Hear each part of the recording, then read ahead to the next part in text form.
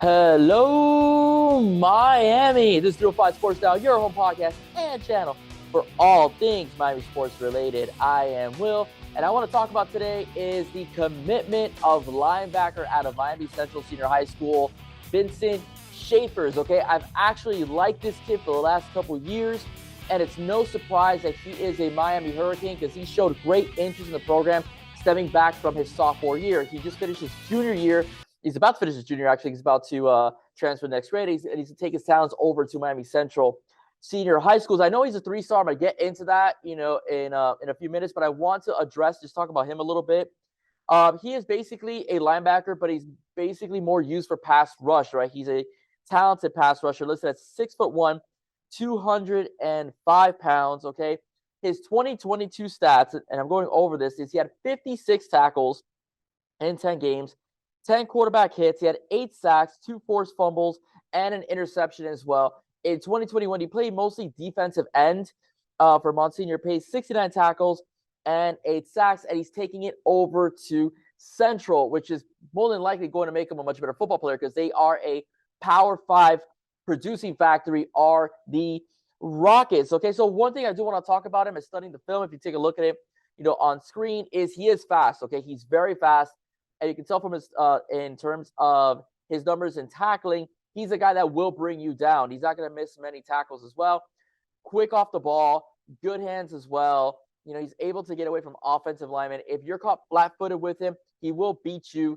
He's a guy that will get to the quarterback and will stop at nothing to get to the quarterback. So I see him being used in a lot of blitz packages under Lance Guidry when he has that opportunity. The only flaw that I saw in his tapes, even though he made the tackles, is a major flaw that a lot of pass rushers have when they get too pass rush happy in terms of chasing down quarterbacks. They over pursue. All right. And in college football, if you over pursue, basically you end up in the backfield and the quarterback is in front of you. That usually leads to big running plays if there's no spy on the quarterback or there isn't some kind of a zone concept being applied by the defensive coordinator. So that could lead to some big plays with the quarterback's legs, and now we know that with the air raid offense, most quarterbacks now, even in the ACC, they are dual threat quarterbacks. Okay, they could beat you with their arm, but they could also beat you with their legs as well. So that's something I do think he will need to be coached up with. But again, who better to coach you up than Derek Nichols, and so on, because the talented linebackers coach, and of course, if in terms of pass rushes, he'll probably end up working a little bit also with the defensive line if that's what he's going to be used with. So expect JT to work with him as well, to make sure that he gets to the quarterback, because there's no one better at getting a quarterback than Jason Taylor. Okay, that's absolutely, the truth. There's no one better at getting to the quarterback than the former Miami Dolphin, Jason Taylor. But one of the things that I do say, and I have noticed, and a lot of us here on YouTube and commentators have spoken about, is the way some of our recruits have been treated online by the fan base. And I want to tell you something in particular. I by no ways want to tell you how to feel, but I want to give you my take, on what I've read. And I want to say that it isn't flattering. You got to remember, some of these kids, they're still juniors, so they're probably no older than 17 years old. They're still developing their skill as football players. So the star system, which in many cases can be very flawed, is not always accurate in the representation of the talent of the individual. All right. Look at the stats that I just read for you about this kid. Okay. He does produce for his program. Okay. Maybe going to pace is one of the main reasons why he didn't get a 4th star. But the bottom line is that stars don't always matter when it comes to individuals. They matter when it comes in terms of teams and building a program, because it's obvious that schools that have top 10 classes year in and year out are in the Final Four participating to win a national championship. I'm not saying that, but I do want to say, as far as individuals go, sometimes the star system is greatly overrated. And many of you out there are placing way too much emphasis on the star, and you're trashing this poor kid who, by the way, wants to be here. He is classified as a hard commit, all right, which means that he's probably not going to go anywhere else. All right, he could flip. All right, you never know until they sign on the bottom line. But since sophomore year, he's been very impressed with this program. He was impressed when Charlie Strong recruited him, at a pace.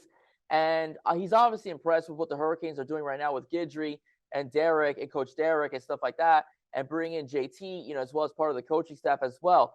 So the thing is that many of you out there have said, well, if they don't want to be here, they should be here. This kid wants to be here. Judd Anderson, who took a lot of crap as well, wants to be here. Let these kids develop.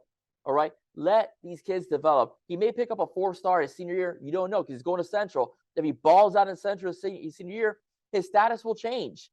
All right? His status will change. But in the end, even if it doesn't, Ruben Bain was a 4-star. You mean to tell me that the number of sacks that kid had, he deserved to be just a 4-star? He ended up with like 70 sacks by the time his career at Central was over. And one of the main reasons why he never got that 5th star is because he's 6'2". All right, that's one of the reasons why he didn't get that star. Okay, it's because he's 6'2". All right, this kid is 6'1" at the linebacker position, and he's only going to get better. He wants to be better. He wants to be developed. So let's stop crapping on these kids. And just so you know, listen, I know it sounds contradictory to say that top 10 classes win championships, and I'm telling you, don't get hung up on the star. I'm telling you, don't get hung up on the star based on a kid. Look where that kid went. Look at his stats, all right, as well, and look at his upside. And remember, these kids are not yet seniors. They're still going to play their senior year. He could get better. He could get worse. He's in Central. I don't see him getting worse. All right.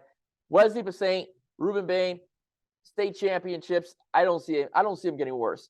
Okay, I see him getting much better, to be exact. I think the problem with the over pursuing might get cleaned up at Central before he gets to Miami. So let me put into perspective. For all of you who are bagging on 3-stars, let me go over some names of guys that were 3-stars and balled out in college and later on went to have pretty solid NFL careers. Number 1, A.J. Hawk. Okay, A.J. Hawk, turned out to be a stud. Okay, the linebacker. Okay, Brandon Merriweather turned out to be a pretty good safety for the University of Miami and went on to have a pretty good career in the NFL. All right, for the New England Patriots. Colt McCoy was a beast in Texas. Didn't pan out in the NFL, but in college he was a dog. Von Miller, going to the freaking Hall of Fame, 3-star recruit. Luke Kuechly was one of the best linebackers in the country, 3-star recruit for Boston College. All right. Aaron Donald, probably the best D tackle right now in the NFL, was a 3-star recruit as well. All right. Let the kid develop. Let the kid develop. All right. And then you can make your assumptions later on. You get your perspective later on when he gets on that football field, when he gets out there, in particular. But let the kid develop.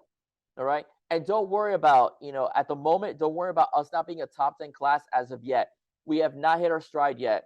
Okay. We already got Chance Robinson, who's probably one of the best top 10 wide receiver in the country. We're in good shape for JoJo Trader. I do think he's going to be a Cane. All right. If DeMarcus Van Dyke, who was a cornerback, pretty much a cornerbacks coach, was recruiting him and he was eyeballing Miami, it's Miami's recruit to lose, pretty much. We're looking at Justin Scott. We're looking at David Stone. And we're looking at Aiden Breland as well, amongst other guys that we'll be in line for. And by the way, Ellis Robinson said that if it doesn't work out with Georgia, even though he's committed, Miami is, top tier. So we could end up, regardless, with a top 10 class. So take a chill pill. Last summer is where we really ratchet up our recruiting and during the season as well. All right. So again, we got to win. Okay. That's the way you seal these guys up. But please do not make these kids' lives a living hell just because of their star status. Okay. Keep in mind, these kids want to be Canes. All right. They want to be developed, and they're going to have a chip on their shoulder because they probably themselves feel they haven't been graded appropriately by these 247 on-3 composites. All right, guys, that's it for me. If you like what you heard, please don't forget to like, share, and subscribe to 305 Sports Now. I am Will. Stay safe. God bless. See you soon. Go Canes, and go all other sports teams because it has been balling right now in South Florida. Take care. Bye-bye.